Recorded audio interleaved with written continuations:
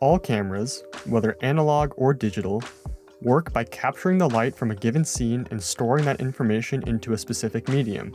In order to properly capture this light, photographers are given three main tools to help control exposure. These are called aperture, shutter speed, and ISO. And in this tutorial, we'll take an individual look at these three tools and learn how to use them.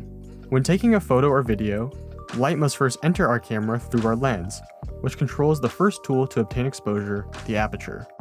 Our lens controls a lot of aspects about the final look of an image, most noticeably with focus and field of view.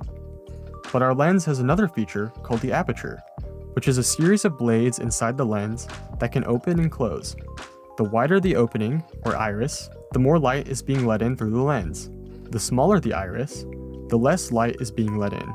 This process of letting in less or more light can be measured in something called f-stops. F-stops are measured in a series of numbers. Smaller f-stop values will equal a larger opening for our aperture, and larger f-stop values will mean a smaller aperture. Jumping from one f-stop to another in the series will result in either a doubling or halving of light. A stop, therefore, is simply a doubling or halving of light. For example, an f-stop of 2.8 will let in double as much light as an f-stop of 4, but only half as much light as an f-stop of 2. If that seems confusing, the most important thing to know is that the smaller our f-stop value, the wider our opening will be, and more light will be let in. The higher our f-stop value, the smaller our opening will be, and less light will be let in. Changing our aperture has one other important effect on the final look of our image, and that is with our depth of field.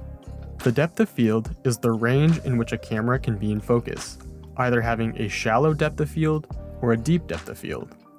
To achieve a shallower depth of field, which can be desirable for things like portrait photography, a wider aperture is needed. To achieve a deeper depth of field, a smaller aperture opening is needed. Setting your aperture, as with all of these settings, is often a balance of what is desired aesthetically and what is necessary practically.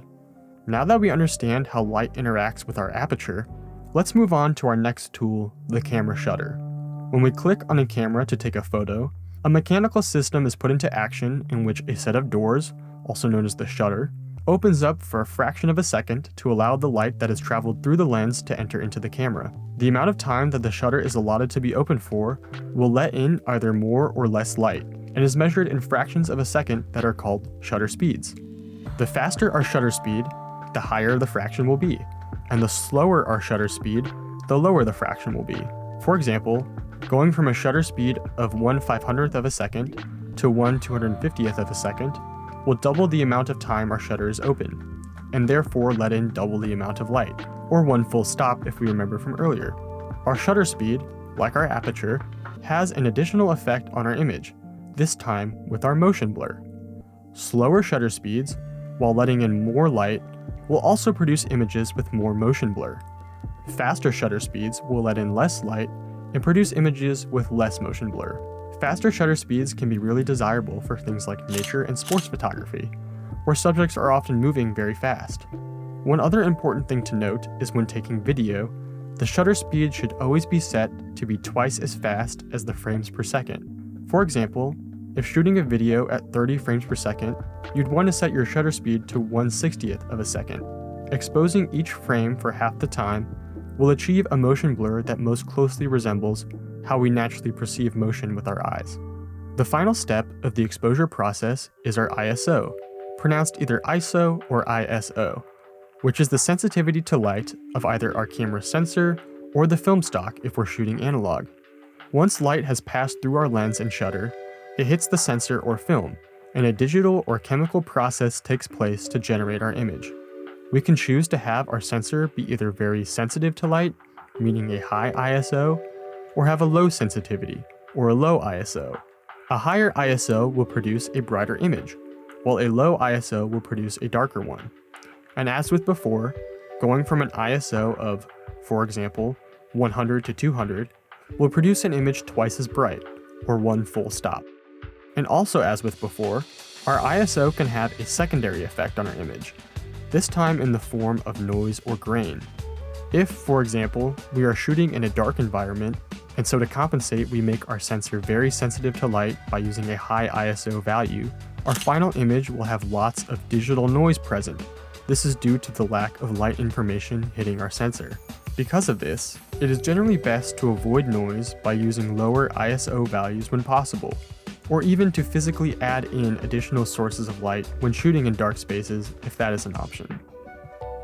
Now that we've taken a look at aperture, shutter speed, and ISO, we can put those tools together to achieve proper exposure for both practical and aesthetic purposes.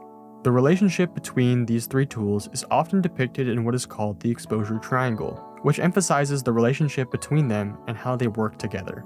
In real-world use cases, there may be limitations present that may force you to set these tools in a certain way, such as the bright sun requiring a higher aperture value, or a dark room requiring a higher ISO.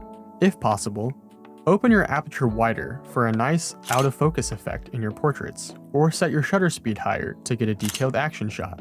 Finding what effect you desire and choosing your settings to reflect that is how we take these tools beyond their practical purpose and into the realm of creativity. And as with many things, the best way to really learn these tools is to go out with a camera and try different settings for yourself. If you have any questions about this process or would like to learn more, feel free to email digitalmedia@bates.edu or visit us on our website at bates.edu/digital-media. Thanks again.